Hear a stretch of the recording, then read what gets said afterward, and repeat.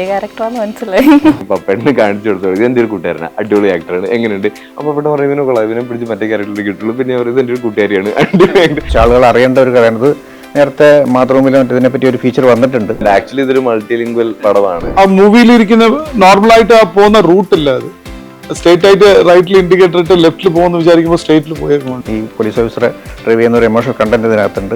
ആ കണ്ടന്റ് ആണ് നമുക്ക് കൊടുക്കാനുള്ള സർപ്രൈസ് എന്ന് പറയുന്നത്. ഈ മറ്റേ ട്രൂത്ത് സ്ട്രേഞ്ചർ ദാൻ ഫിക്ഷൻ എന്നൊക്കെ പറയുന്നത് പോലെ ഇതിനകത്ത് ചില കാര്യങ്ങൾ സംഭവിച്ചു പോയത് നമുക്ക് ഭയങ്കര കോയിൻസിഡന്റൽ ആയിട്ട് തോന്നാം. അപ്പൊ ആ സമയത്ത് ഇമോഷണലി കുറച്ച് ഡിസ്റ്റർബ്ഡ് ആയിരുന്നു. ഉയർ സിനിമയുടെ അണിയറ പ്രവർത്തകരാണ് നമ്മളോടൊപ്പം ഇന്നുള്ളത്. നമുക്ക് നേരെ പോകാം. ആദ്യം സംവിധായകൻ എം പത്മകുമാർ സാറിനോട്. ഇപ്പൊ ജോസഫ് കഴിഞ്ഞിട്ട് അടുത്ത സിനിമ ഉയർ, അപ്പൊ എന്തുകൊണ്ട് ആ സിനിമയിലേക്ക്? ജോസഫ് കഴിഞ്ഞിട്ട് ഉയരല്ല, ജോസഫിന്റെ ഇടയ്ക്ക് ഞാൻ 2 സിനിമ വേറെ ചെയ്തിട്ടുണ്ടായിരുന്നു. ഓക്കെ, അല്ല ഒരു ജോസഫിന്റെ ഏതാണ്ട് ആ പാറ്റേണിലുള്ള ഒരു സിനിമയാണ് ഉയർ. പാറ്റേൺ എന്ന് വെച്ചാൽ ഒരു പോലീസ് സ്റ്റോറിയാണ്. ജോസഫ് ഒരു പോലീസ് സ്റ്റോറിയാണ്, റിട്ടയർഡ് പോലീസുകാരന്റെ കഥയാണ്. ഇത് പ്രൊബേഷണറി പോലീസ് ഓഫീസറുടെ കഥയാണ്. പിന്നെ ഈ പറഞ്ഞ പോലെ ഓരോ കഥകൾ വരുന്നതനുസരിച്ചിട്ടാണ് നമ്മൾ സിനിമ പ്ലാൻ ചെയ്യുന്നത്. ഈ കഥ ഇതെന്ന് വെച്ചാൽ ഒരു റിയൽ ഇൻസിഡന്റ് 2017 കണ്ണൂരിൽ നടന്ന ഒരു സംഭവത്തെ ബേസ് ചെയ്തിട്ടുള്ള ഒരു കഥയാണ്. ഒരു പ്രൊഫഷണൽ പോലീസ് ഓഫീസർ ഒരു ക്രൈമിന്റെ പുറകെ പോകുന്നതും അയാൾ കണ്ടെത്തുന്ന കുറേ കാര്യങ്ങളും പിന്നെ അതിന്റെ ഒരു എമോഷണൽ കണ്ടന്റ് കൂടെ ഇതിനകത്തുണ്ട്. ആ എമോഷണൽ കണ്ടന്റാണ് ഈ സിനിമയുടെ ഒരു ഹൈലൈറ്റ് എന്ന് പറയുന്നത്. അപ്പോൾ രണ്ടും അങ്ങനെ സംഭവിച്ചു പോയി. ജോസഫിന്റെ ഈ പറഞ്ഞ പോലെ 2 സിനിമകളുടെ ഗ്യാപ്പ് കഴിഞ്ഞിട്ടാണ് ഈ സിനിമ വരുന്നത്.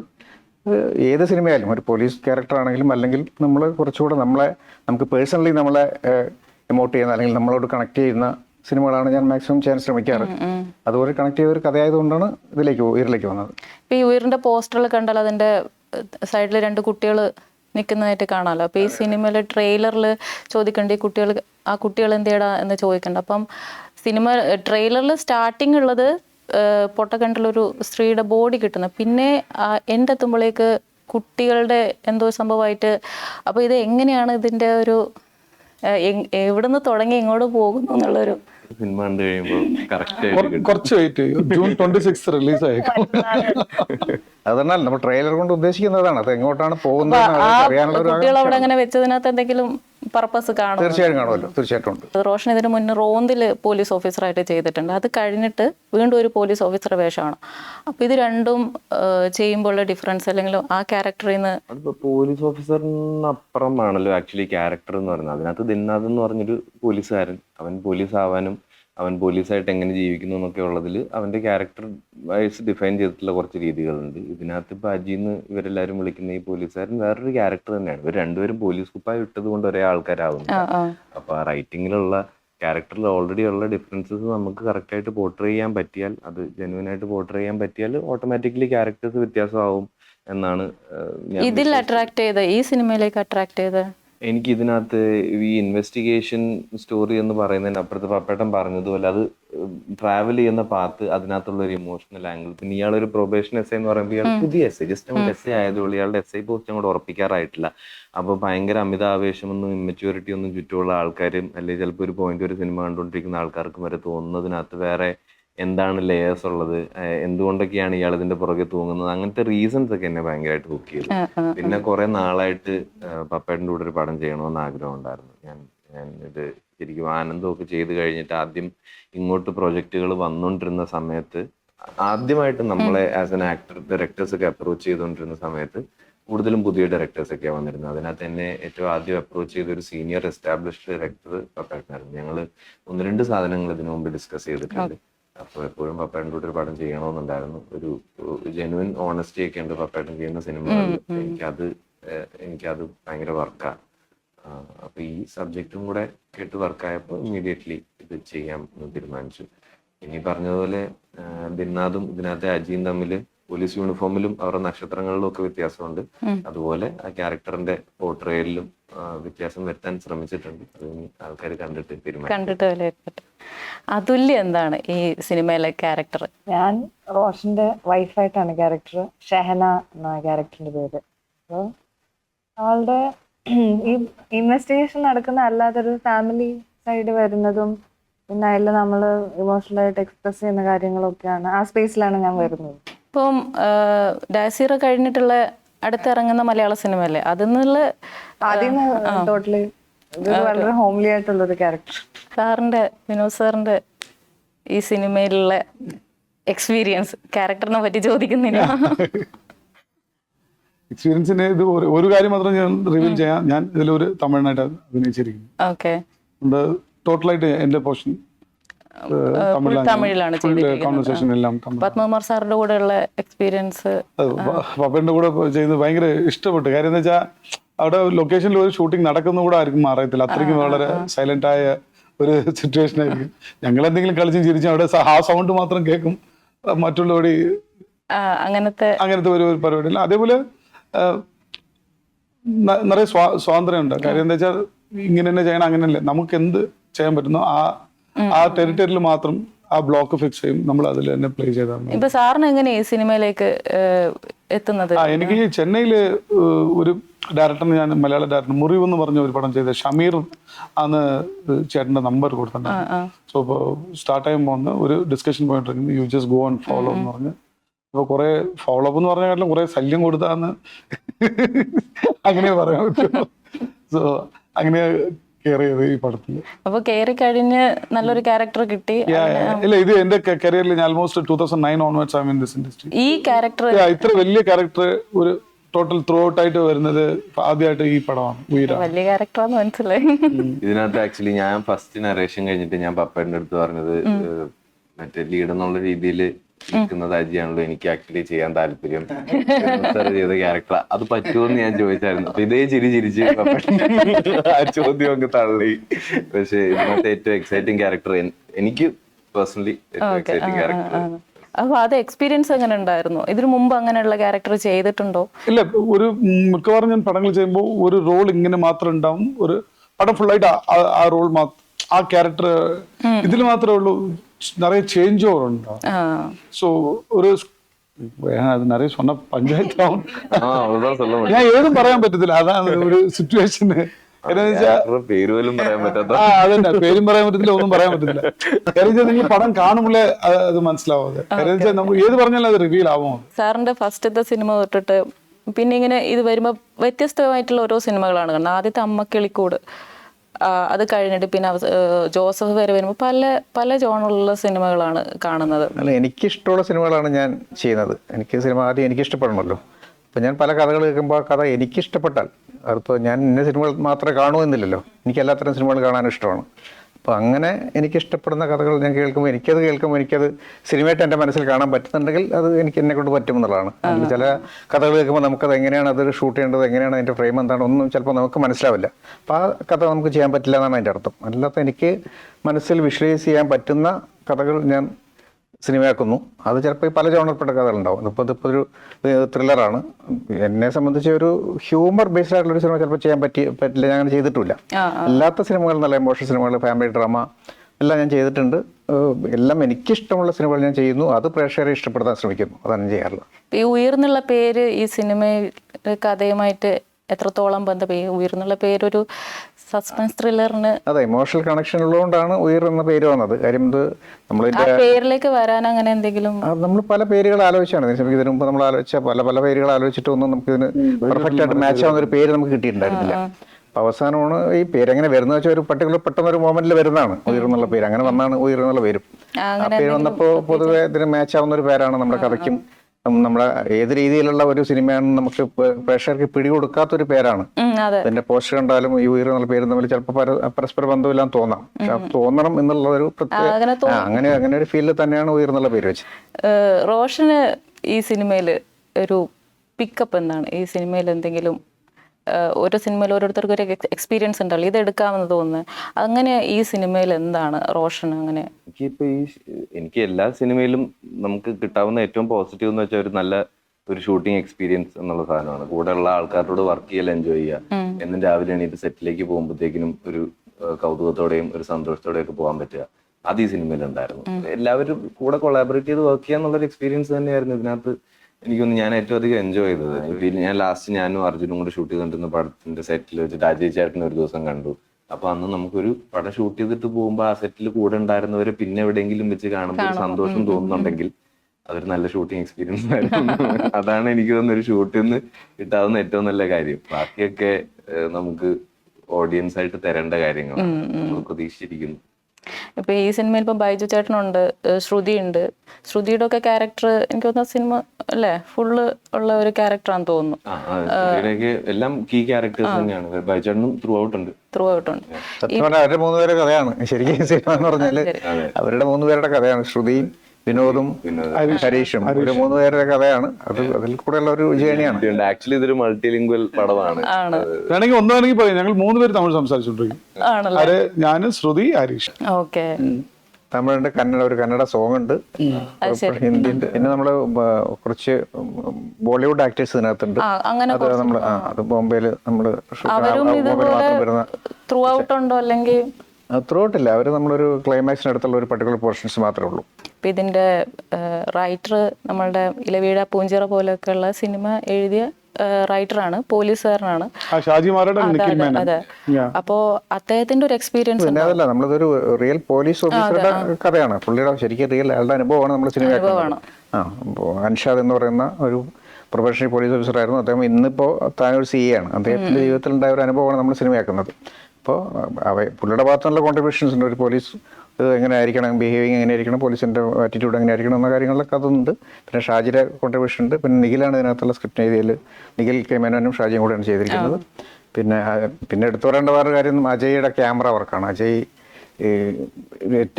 അജയ് ഒരുപാട് സിനിമകൾ ചെയ്തിട്ടുണ്ട്. പക്ഷേ അതിൻ്റെ ഏറ്റവും നോട്ടബിളായിട്ട് ഏറ്റവും ശ്രദ്ധിക്കപ്പെടാൻ പോകുന്ന ഒരു സിനിമ ചിലപ്പോൾ ഇതായിരിക്കും. ചിലപ്പോൾ എൻ്റെ പേഴ്സണൽ ആയിട്ടുള്ളത് കൊണ്ട് പറയുന്നതായിരിക്കും. പക്ഷേ എങ്കിൽ പോലും എനിക്ക് തോന്നുന്നത് അതിൻ്റെ ഏറ്റവും നല്ല സിനിമകളിലൊന്നായിരിക്കും ഇത്. നമ്മൾ ഒരു കഥ നമ്മൾ ഫിക്ഷൻ എഴുതുന്നതും റിയൽ ഇൻസിഡൻ്റ് ആണ് എന്ന് അറിഞ്ഞ് അഭിനയിക്കുന്നതും തമ്മിലൊരു വ്യത്യാസം ഉണ്ടല്ലോ. ഇപ്പോൾ ഇത് ഒരു സസ്പെൻസ് ത്രില്ലറാണ്, പക്ഷേ അങ്ങനെ നമ്മൾ നോക്കുമ്പോൾ അങ്ങനത്തെ ഒരു ഇതുണ്ടോ, ഇത് നടന്നയാണല്ലോ. ഉറപ്പായിട്ടും അത് ഒരു ആക്ച്വലി എനിക്ക് തോന്നുന്നു ഒരു ആക്ടറിന് ഇങ്ങനൊരു പരിപാടിയിൽ വരുമ്പോൾ ഒരു ആക്ടറിനുള്ളതിനെക്കാട്ടിലും വലിയൊരു റൈറ്റിംഗ് ചാലഞ്ച് ആണ് അത് ശരിക്കും. കാരണം റിയാലിറ്റിയിൽ ചില കാര്യങ്ങൾ നടന്നു പോകുന്നത് അത് നടന്നതുപോലെ അതിനെ ഒബ്സർവ് ചെയ്യാനോ അല്ലെ അത് ഒരു കഥ പോലെ പറഞ്ഞു കേൾക്കാനോ ഒരു പറയുന്ന ഒരു ക്യൂരിയോസിറ്റി ഉണ്ടാവും. പക്ഷെ ഇത് സിനിമയിലേക്ക് വരുമ്പോൾ അത് ഏതെങ്കിലും രീതിയിൽ ഒരു നാരറ്റീവ് സ്ട്രക്ചറിലേക്ക് വീഴുകയും കൂടെ ചെയ്യണം. എന്നാൽ ആ റിയൽ ഇൻസിഡന്റിന്റെ ഇമോഷണൽ ഓണസ്റ്റി ഒക്കെ കീപ്പ് ചെയ്തുകൊണ്ട് തന്നെ അതിനെ ഈ സ്ട്രക്ചറിലേക്ക് വീഴ്ത്തിയാണ്. അപ്പൊ ആക്ച്വലി പ്രാഥമികമായിട്ടും ഇതൊരു റൈറ്റിംഗ് ചാലഞ്ചാണ്. കാരണം ആക്ടേഴ്സിനെ സംബന്ധിച്ചിടത്തോളം ഇത് വളരെ പോപ്പുലർ ആയിട്ടുള്ള ഫിഗേഴ്സ് അല്ലാത്തടത്തോളം ഈ ആൾക്കാർ റിയൽ ഇൻസിഡന്റ് ആർക്കാണോ സംഭവിച്ചത് അല്ലെങ്കിൽ കഥ ആരാണോ പറയുന്നത് അവര് എല്ലാവർക്കും അറിയാവുന്ന ഒരു പോപ്പുലർ ഫിഗർ ആണെങ്കിൽ മാത്രമാണ് ഒരു അനുകരണത്തിന്റെയോ അല്ലെങ്കിൽ ഭയങ്കര ഓണസ്റ്റ് ആയിട്ട് എല്ലാവർക്കും അറിയാവുന്ന ആ ക്യാരക്ടർ ആ പേഴ്സണാലിറ്റിയെ ഡെപ്പിക്ട് ചെയ്യാന്നൊക്കെയുള്ള സാധനം വരുന്നത്. ഇതിപ്പം അൻഷാദ് സാറിന് ഞങ്ങൾ കുറച്ചു പേർക്ക് അറിയാം. പോലീസിനുള്ളിലൊക്കെ ഒരുപാട് പേർക്ക് അറിയാം, വാർത്തകളൊക്കെ വന്നിട്ടുണ്ട് അദ്ദേഹത്തെ പറ്റി. പക്ഷെ നമ്മൾ ആ ക്യാരക്ടറിനെ ഡെപ്പിക്ട് ചെയ്യാന്നുള്ളതല്ല ശരിക്കും. പുള്ളിക്ക് സംഭവിച്ച ഇൻസിഡന്റിൽ നിന്ന് ഒരു സിനിമ ഉണ്ടാക്കിയെടുക്കുക എന്നുള്ളതാണ് നമ്മൾ ചെയ്യുന്നത്. പിന്നെ ഈ മറ്റേ ട്രൂത്ത് സ്ട്രേഞ്ചർ ദാൻ ഫിക്ഷൻ എന്നൊക്കെ പറയുന്നത് പോലെ ഇതിനകത്ത് ചില കാര്യങ്ങൾ സംഭവിച്ചു പോയത് നമുക്ക് ഭയങ്കര കോയിൻസിഡന്റൽ ആയിട്ട് തോന്നാം. ഇങ്ങനെയൊക്കെ ശരിക്കും ലൈഫിൽ സംഭവിക്കും. പക്ഷെ ശരിക്കും ലൈഫിൽ സംഭവിച്ച സാധനം തന്നെ സിനിമയിലിട്ട് കഴിയുമ്പോൾ ആൾക്കാർ അങ്ങനൊന്നും വരില്ല എന്ന്. അപ്പൊ അതിനെയൊക്കെ റൈറ്റിങ്ങിലൂടെയാണ് ടാക്കിൾ ചെയ്യേണ്ടത്. അത് ഞാൻ ചോദിച്ചത്, നമ്മളിപ്പോൾ ഒരാളുടെ ഫിക്ഷൻ അഭിനയിക്കുന്നതും റിയൽ ആയിട്ട് നടന്ന ഒരു സംഭവം അഭിനയിക്കുമ്പോൾ നമുക്ക് ഒരു അഭിനേതാവെന്ന നിലയിൽ ഒരു തോന്നൽ ഉണ്ടാവുമല്ലോ, ഇത് സംഭവിച്ച കഥയാണ്, ഇങ്ങനെയൊക്കെ ഉണ്ടായിട്ടുണ്ട്, എക്സ്പീരിയൻസ് ഉണ്ടായിട്ടുണ്ട് എന്നുള്ളത്. അത് ഒരു ആസ് എ പേഴ്സൺ നമുക്കത് കുറച്ചും കൂടെ നമുക്ക് റിയൽ ആവും എന്നുള്ളതാണ്. പക്ഷെ ഇപ്പൊ ഓൺ സെറ്റ് നമ്മൾ വന്നു കഴിഞ്ഞാൽ നമ്മൾ ആ സിനിമ ക്രിയേറ്റ് ചെയ്യാൻ മാത്രമാണ് നോക്കുന്നത്. അല്ലാതെ ഇതിനെ ഭയങ്കര ഒരു പേഴ്സണൽ അങ്ങനെയാണ് ഉദ്ദേശിച്ചതെങ്കിൽ ഭയങ്കര ഒരു പേഴ്സണൽ ബാഗേജ് പോലെയോ വെയിറ്റ് പോലെയോ ഒന്നും അത് ക്യാരി ചെയ്ത് അതുകൊണ്ട് ബുദ്ധിമുട്ടുകളൊന്നും ഉണ്ടായിട്ടില്ല. നമ്മളെല്ലാവരും ഭയങ്കര ഹാപ്പി ആയിട്ട് സിനിമ ഷൂട്ട് ചെയ്തു. അവിടെ ചെന്ന് കഴിഞ്ഞാൽ പിന്നെ സ്ക്രിപ്റ്റ് ആണ് നമ്മുടെ പരിപാടി. അതിനു മുമ്പ് ഞാൻ ആദ്യം മീറ്റ് ചെയ്യുന്നത് അൻഷാദ് സാറിനെ തന്നെയാണ്. എനിക്ക് ആദ്യം കഥ പറഞ്ഞു തരുന്നത് പുള്ളിയാണ്. അപ്പൊ ആ സമയത്ത് ഇമോഷണലി കുറച്ച് ഡിസ്റ്റർബ്ഡ് ആയിരുന്നു. എൻ്റെ അമ്മ ഇത് ഇങ്ങനെയൊക്കെ സംഭവിച്ചില്ലായിരുന്നു, അത് ഫീൽ ചെയ്യും. അത് നമ്മുടെ മുമ്പിൽ ഇരുന്ന ഒരാൾ ജെന്യുവൻലി അയാളുടെ ലൈഫിൽ സംഭവിച്ച കാര്യങ്ങൾ അത്ര ഓണസ്റ്റ് ആയിട്ട് പറയാ. പുള്ളി ഒരു സ്റ്റോറി ടെല്ലറിനെ പോലെ ഭയങ്കര ഭംഗിക്കാണ് ആ കഥ പറഞ്ഞത്. അപ്പൊ ആ സമയത്ത് നമ്മൾ കുറച്ച് സ്വാഭാവികമായിട്ടും നമ്മൾ മനുഷ്യരല്ലേ. പക്ഷെ സിനിമ ചെയ്യാൻ എത്തിക്കഴിഞ്ഞാൽ പിന്നെ നമ്മൾ സിനിമ മാത്രമേ ചെയ്യുക. അതിനകത്ത് നമുക്ക് ഈ കഥ പറഞ്ഞ ആളോടും പുള്ളി ആ കഥ നമുക്ക് പറഞ്ഞു തന്ന രീതിയോടും ഒക്കെ നീതി പുലർത്തണം എന്നെവിടെയോ ഉള്ളത് കൊണ്ട് അതിനോട് ഏറ്റവും ട്രൂ ആയിട്ട് നിന്ന് ഏറ്റവും ഓണസ്റ്റ് ആയിട്ട് നിന്ന് ഈ കഥ സിനിമയിൽ വരുത്താൻ നമ്മൾ ശ്രമിക്കുന്നു. പക്ഷെ സിനിമയ്ക്ക് വേണ്ടിയുള്ള ചില ഫ്രീഡം നമ്മൾ അതിനകത്ത് എടുത്തിട്ടുണ്ട്. സാറിന് ഇതിൽ ആദ്യം ക്ലിക്ക് ആയത് അതാണോ, ഇതൊരു റിയൽ ഇൻസിഡന്റ് ആണ്? അതെ, ഞാൻ ഒരു ദിവസം പാലക്കാട് വെച്ച് എൻ്റെ ഒരു ഫ്രണ്ടാണ് പുള്ളി എനിക്ക് പരിചയപ്പെടുന്നത്. പരിചയപ്പെടുത്തി പുള്ളിയുടെ ജീവിതത്തിൽ ഇങ്ങനെ ഒരു അനുഭവം ഉണ്ടായിട്ടുണ്ട്, അതൊന്ന് സിനിമയാക്കിയാൽ കൊള്ളാമെന്നുണ്ട് എന്ന് പറഞ്ഞു. ഞാൻ പുള്ളിയുടെ ഈ കഥ കേട്ടപ്പോഴാണ് എനിക്ക് തോന്നിയത് തീർച്ചയായിട്ടും ഇതൊരു സിനിമയാക്കേണ്ട ഒരു കഥയാണ്. കാര്യം കുറച്ച് ആളുകൾ അറിയേണ്ട ഒരു കഥയാണ്. ഇത് നേരത്തെ മാതൃഭൂമിയിലും മറ്റതിനെപ്പറ്റി ഒരു ഫീച്ചർ വന്നിട്ടുണ്ട്, അതും എനിക്ക് കാണിച്ചു തന്നു. പക്ഷെ അത്രയും പേര് കണ്ടതുകൊണ്ടല്ല, അത് ശരിക്കും ഒരു സിനിമയ്ക്കുള്ള വിഷയം അതിനകത്തുണ്ട്. പിന്നെ അത് അറിയേണ്ട ഒരു കാര്യമാണ്, പൊതുജനം അറിയേണ്ട ഒരു വിഷയം അതിനകത്തുണ്ട്. അതിനകത്ത് അങ്ങനത്തെ ഒരു ഇമോഷണൽ കണ്ടിട്ട് ഞാൻ നേരത്തെ പറഞ്ഞ പോലെ അങ്ങനെ ഒരു സാധനം ഉണ്ട് അതിനകത്ത്. പോലീസ് ഡിപ്പാർട്ട്മെന്റിൽ നിന്ന് നമ്മൾ പ്രതീക്ഷിക്കാത്ത, ഒരു പോലീസുകാരിൽ നിന്ന് നമ്മൾ കാണാത്ത ഒരു വേറൊരു ആംഗിൾ ഇതിനകത്തുണ്ട്. അപ്പം അത് ഒരു സിനിമയാക്കേണ്ടതെന്നാണ് എനിക്ക് തോന്നി. അങ്ങനെ ഞാൻ ആ കഥ റോഷന് ഞാൻ പേപ്പർ കട്ടിങ്സാണ് ആദ്യം അയച്ചു കൊടുത്തിട്ട് ഇങ്ങനെ ഒരു സംഭവം ഉണ്ട് എന്നിട്ട് വെച്ചാൽ റോഷൻ പറഞ്ഞു അത് കൊള്ളാവുന്ന പരിപാടിയാണ്, നമുക്കൊന്ന് ആലോചിക്കാമെന്ന് പറഞ്ഞു. അങ്ങനെയാണ് ഞങ്ങൾ തമ്മിലൊരു മീറ്റിംഗ് ഉണ്ടാവുന്നത്. ഇപ്പൊ നിങ്ങൾക്കൊക്കെ പത്മകുമാർ എന്ന് പറയുന്ന ഡയറക്ടറുടെ കൂടെയുള്ള എക്സ്പീരിയൻസ്, അതിൽ ഒരു എക്സ്പീരിയൻസ് ഉള്ള ഒരു ഡയറക്ടറാണ് അതുല്യ. താരതമ്യേന പുതിയ ആളാണ്, അപ്പം ഇത്ര എക്സ്പീരിയൻസ് ഉള്ള ഒരാളുടെ കൂടെ സാർ ഒരിക്കലും അങ്ങനെ ഫീൽ ചെയ്യിപ്പിച്ചിട്ടില്ല. സാർ ഇത്രയും വലിയൊരു ഡയറക്ടറാണ്, അങ്ങനത്തെ ഒരു വെയിറ്റേജിലല്ല സാർ ഒരിക്കലും സംസാരിക്കുന്നത്. അപ്പം നമുക്ക് ആ ലിബർട്ടി ഉണ്ട് പോയി കാര്യങ്ങൾ ചോദിക്കാനും ഇടപെടാനും ഒക്കെ. അപ്പം തീരെ എനിക്ക് അങ്ങനെ തോന്നിയിട്ടില്ല സാർ. ഇത്രയും വലിയ ഒരുപാട് സിനിമകൾ മലയാളത്തിൽ തന്നെ അതുപോലെ ഒരുപാട് സിനിമകൾ വരുന്നുണ്ട്. ആ സിനിമയിൽ നിന്ന് ഉയിർ എങ്ങനെ വ്യത്യാസപ്പെട്ടിരിക്കുന്നു? ഞാൻ നേരത്തെ പറഞ്ഞ പോലെ നമ്മൾ ഒരുപാട് ഈ ത്രില്ലർ സിനിമകൾ, ഇൻവെസ്റ്റിഗേഷൻ സ്റ്റോറീസ് നമ്മൾ ഒരുപാട് കാണാറുണ്ട്. അപ്പം അടുത്ത് ഒരുപാട് ജോസഫിന് ശേഷം ഞാൻ ചെയ്തതല്ലാത്ത തന്നെ ഒരുപാട് സിനിമകൾ ഇവിടെ ഉണ്ടായിട്ടുണ്ട്. അപ്പം അതിൽ നിന്ന് വ്യത്യസ്തമായിട്ടുള്ള ഒരു കഥ, അപ്പം നമ്മളിതിൻ്റെ പ്രൊമോഷൻ എല്ലാം ചെയ്തിരിക്കുന്ന ഒരു ഇൻവെസ്റ്റിഗേഷൻ ത്രില്ലർ എന്ന നിലയ്ക്കാണ്. അങ്ങനെയാണ് ഇപ്പോൾ ആളുകൾ ചിലപ്പോൾ ഫീൽ ചെയ്തിട്ടുണ്ടാവുക. പക്ഷേ എങ്കിൽ പോലും തിയേറ്ററിൽ വരുന്ന ആളുകൾക്ക് കിട്ടുന്ന ഒരു സർപ്രൈസ് എന്ന് പറഞ്ഞാൽ വെറും ഒരു ഇൻവെസ്റ്റിഗേഷൻ സ്റ്റോറി അല്ല, അതിനപ്പുറം ഒരു എമോഷണൽ കണ്ടന്റ് ഇതിനകത്തുണ്ട്. ഈ പോലീസ് ഓഫീസറെ ഡ്രൈവ് ചെയ്യുന്ന ഒരു എമോഷണൽ കണ്ടന്റ് ഇതിനകത്തുണ്ട്. ആ കണ്ടന്റാണ് നമുക്ക് കൊടുക്കാനുള്ള സർപ്രൈസ് എന്ന് പറയുന്നത്. അപ്പോൾ അതാണ് ഈ സിനിമയുടെ ഏറ്റവും വലിയ വ്യത്യാസം. മറ്റ് സിനിമകളിൽ നിന്നും ഈ സിനിമയെ വേർതിരിച്ചിട്ടുള്ള ഏറ്റവും പ്രധാനപ്പെട്ട ഘടകം എന്താണെന്ന് വെച്ചാൽ ഇത് ഈ എമോഷണൽ കണ്ടന്റ് ആണ്. അതാണ് പ്രേക്ഷകർക്ക് നമുക്ക് പ്രത്യേകിച്ച് പറയാനുള്ള ഒരു കാര്യം. അതാണ് ഞങ്ങൾക്ക് മുന്നോട്ട് വയ്ക്കാനുള്ള ഏറ്റവും പ്രധാനപ്പെട്ട കാര്യം. ഒരു കാര്യം കൂടെ, ഈ സിനിമയിൽ എന്തെങ്കിലും ഓർത്തെടുക്കാൻ പറ്റുന്ന അല്ലെങ്കിൽ എപ്പോഴും ഇങ്ങനെ മെമ്മറിയിൽ ഉണ്ടാകുന്ന എന്തെങ്കിലും എക്സ്പീരിയൻസ്?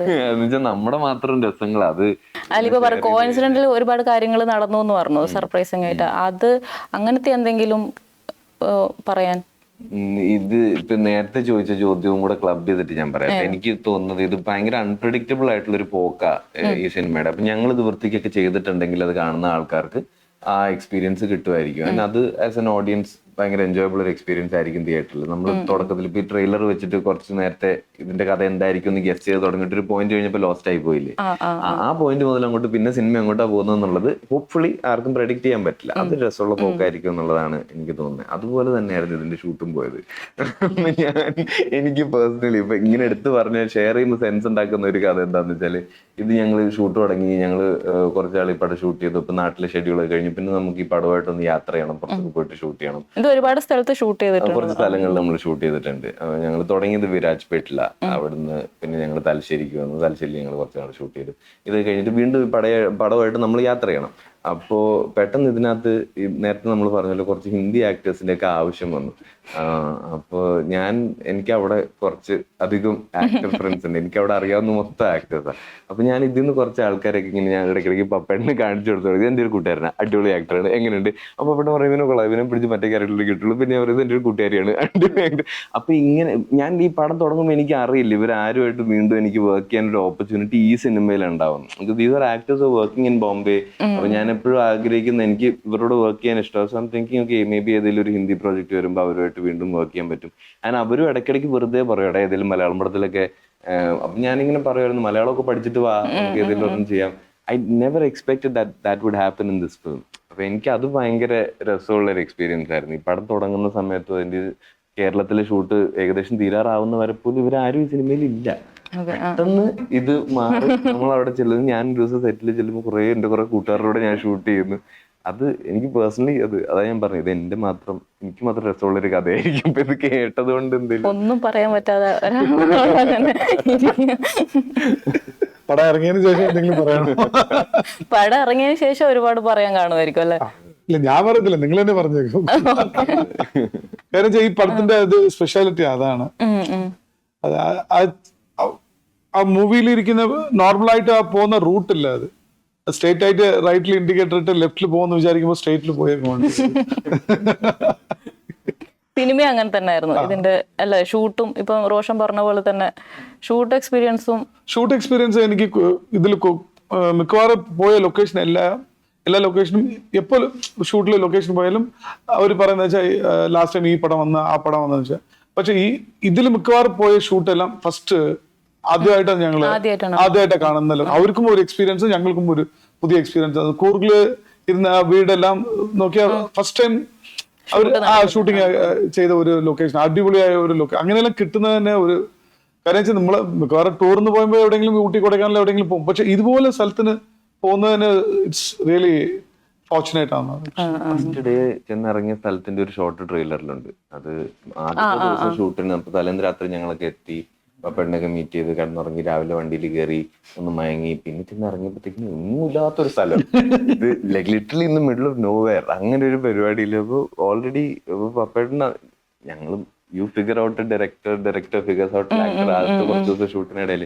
അപ്പൊ പപ്പേട്ടൻ മൊത്തം പരിപാടിയൊക്കെ സെറ്റ് ചെയ്ത് കഴിഞ്ഞിട്ടാണ് ആക്ടേഴ്സിനെ വിളിക്കുന്നത്. അപ്പൊ എനിക്ക് യൂഷ്വലി ശീലം ഞാൻ കുറച്ച് നേരത്തെയൊക്കെ തന്നെ ഉണ്ടാവും. അപ്പൊ ഏത് ഷോട്ടാന്നൊക്കെ എനിക്ക് അറിയാം. അങ്ങനെ ഞാൻ ചെല്ലുമ്പോഴത്തേക്കും എനിക്ക് പപ്പേട്ടനെ കാണാൻ പോലും പറ്റുന്നില്ല. ഇവർ അങ്ങ് ദൂരെയാണ്, മോണിറ്റർ ഒക്കെ ആയിട്ടൊക്കെ ദൂരെ, ക്യാമറ ഭയങ്കര വൈഡ് ഷോട്ട് വെച്ചിരിക്കുന്നു. അപ്പൊ ഇവിടുന്ന് നടന്ന് അങ്ങോട്ട് കയറിയാൽ മതി. അപ്പൊ ഞാനും ബൈജോണ്ട് ഫസ്റ്റ് ഷോട്ടിന്. ആദ്യത്തെ ഷോട്ട് കഴിഞ്ഞിട്ടാണ് ഞാൻ അജയ് ചേട്ടനെ പപ്പേട്ടനെയൊക്കെ സെറ്റിൽ പ്രോപ്പറായിട്ട് കാണുന്നത്. ഇവരെവിടെയായിരുന്നു അറിയില്ല. അങ്ങനെ ഒരു പരിപാടി. ഏത് സ്ഥലമാണ് നമ്മൾ ഇതുവരെ പോയിട്ടില്ലാത്തൊരു നാട്, ഏതാണ് ആർട്ടുകാർ ചെയ്തിട്ടുള്ള വർക്ക്, ഏതാണ് ഇവിടെ ശരിക്കും ഉള്ളതൊന്നും അറിയില്ല. അപ്പൊ നേരെ മറ്റേ ഈ സിനിമയുടെ ലോകത്തിനകത്തേക്ക് പിടിച്ചെടുക്കുന്ന പോലെ. ബൈജു ചേട്ടനായിട്ടുള്ള എക്സ്പീരിയൻസ് എങ്ങനെയുണ്ട്? ഭയങ്കര ഫണ്ണാണ്, ഭയങ്കര അൺപ്രഡിക്റ്റബിൾ ആക്ടറാണ് പുള്ളി. അപ്പൊ നമ്മള് ഇങ്ങനെ കൂടെ പിടിച്ച് നിക്കണം. അത് എൻജോയബിൾ ആണ്. അതിലേക്ക് കോമ്പിനേഷൻസ് എനിക്ക് കുറച്ചുള്ളായിരുന്നു. എനിക്ക് കൂടുതലുള്ളത് റോഷന്റെ കൂടെ തന്നെയാണ്. அது ஒரு மலையாள படம்னு தெரியறதே பாத்தீங்கன்னா பைஜு சார் அவர் தான். மத்த எல்லாருமே வந்து பாத்தீங்கன்னா இப்ப ரீசெண்டா வந்தவங்க. அது ஒரு மலையாள படம் அப்படின்னு தெரியறதே பைஜு சார் பார்க்கும், இது மலையாள படம். സോ ഒരു ട്രഡീഷണൽ ആൻഡ് ഒരു വിന്റേജ് ഒരു ആർട്ടിസ്റ്റിനാ ബൈജു സാർ. എന്തെങ്കിലും ഒരു സിനിമ എന്നുള്ള എന്തെങ്കിലും ഒരു മെസ്സേജ് ഉണ്ടോ? അല്ലെങ്കിൽ മെസ്സേജ് എന്ന് പറഞ്ഞാൽ ഞാൻ നേരത്തെ പറഞ്ഞില്ലേ, ഈ പോലീസുകാരിൽ നമ്മൾ പ്രതീക്ഷിക്കാത്ത നമ്മൾ പോലീസ് എന്ന് പറയുമ്പോൾ നമ്മൾ ഒരു ഗ്രേ ഷെയ്ഡാണ് നമ്മൾ എപ്പോഴും നമ്മൾ പ്രതീക്ഷിക്കുന്ന സിനിമ എന്ന് പറയുന്നത്. അതല്ലാതെ പോലീസുകാരുടെ നന്മ, അവരുടെ മനസ്സിലുള്ള നന്മ എന്താണ്, സ്നേഹം എന്താണ്, അവർ എങ്ങനെയാണ് സൊസൈറ്റിയിലെ എല്ലാ പോലീസുകാരല്ല ഞാൻ പറയുന്നത്, ചില പോലീസുകാരുടെ നമ്മൾ പുറമേ നിന്ന് കാണുന്നതിന്റെ ഒരു അതർ സൈഡ് ഈ സിനിമയ്ക്കകത്ത് നമുക്ക് കാണാൻ പറ്റും. നമ്മൾ അത്തരം ലാസ്റ്റ് പടം തീരുന്നതിന് അത്ര ഒരു ക്യാപ്ഷന്റെ കൂടെയാണ്. അതാണ് ഒരു പോലീസ് സ്റ്റോറിയിൽ നിന്ന് വ്യത്യസ്തമായിട്ടുള്ള ഒരു ഘടകം എന്താണെന്ന് വെച്ചാൽ അതാണ്. ഇനി ഈ സിനിമ കണ്ടിട്ട് പോലീസുകാരെ കണ്ടു കഴിയുമ്പോൾ അവരോട് കുറച്ചുകൂടെ ഇഷ്ടം തോന്നും. ഒരു അതർ സൈഡ് ഉണ്ട്. இல்ல இது உண்மையிலே இது அதாவது சில மூவில பாத்தீங்கன்னா போலீஸ் ரொம்ப கெட்டவங்களா காட்டுவாங்க, சில மூவில ரொம்ப கமர்ஷியல் ஹீரோவா எல்லாத்தையும் அவர் சாதிச்சு. பட் இது உண்மையா ஒரு போலீஸ் எப்படி இருந்தாரு, எவ்வளவு ஒரு ஹியூமானிட்டியா இருந்தாரு, அந்த மாதிரி எல்லாம் இருப்பாங்களா ஆளுங்க அப்படின்னு இந்த படம் சொல்லும். இப்படி எல்லாம் போலீஸ் இருப்பாங்களா அப்படின்னு people get surprised. ഈ സിനിമയെ പറ്റി പ്രേക്ഷകരുടെ അടുത്ത് അവസാനമായിട്ട് എന്തെങ്കിലും എന്താണ് പറയാനുള്ളത്? എന്തുകൊണ്ട് ഈ സിനിമ കാണും? ഞാൻ നേരത്തെ പറഞ്ഞു തന്നെ, സിനിമ നമ്മൾ അവർ ഒട്ടും പ്രതീക്ഷിക്കാത്ത ചില എമോഷണൽ പരിപാടികൾ ഇതിനകത്തുണ്ട്. തീർച്ചയായും അവർ കണ്ടാൽ അവർക്ക് ഇഷ്ടപ്പെടാവുന്ന കാര്യങ്ങളാണ്. പിന്നെ അവർ പ്രതീക്ഷിക്കാത്ത ഒരുപാട് കാര്യങ്ങൾ ഇതിനകത്തുണ്ട്. സിനിമ കാണുമ്പോൾ, ട്രെയിലർ കാണുമ്പോൾ, അല്ലെങ്കിൽ പോസ്റ്റേഴ്സ് കാണുമ്പോൾ അവർ പ്രതീക്ഷിക്കാത്ത ഒരുപാട് കാര്യങ്ങൾ ഇതിനകത്തുണ്ട്. തീർച്ചയായിട്ടും അവർക്ക് എൻജോയ് ചെയ്യാൻ പറ്റുന്ന ഒരു സിനിമയായിരിക്കും. All the best. 26-ന് ഇറങ്ങുവാണ്. ഫസ്റ്റ് ഡേ തന്നെ പോയിട്ട് കാണാം. Thank you sir.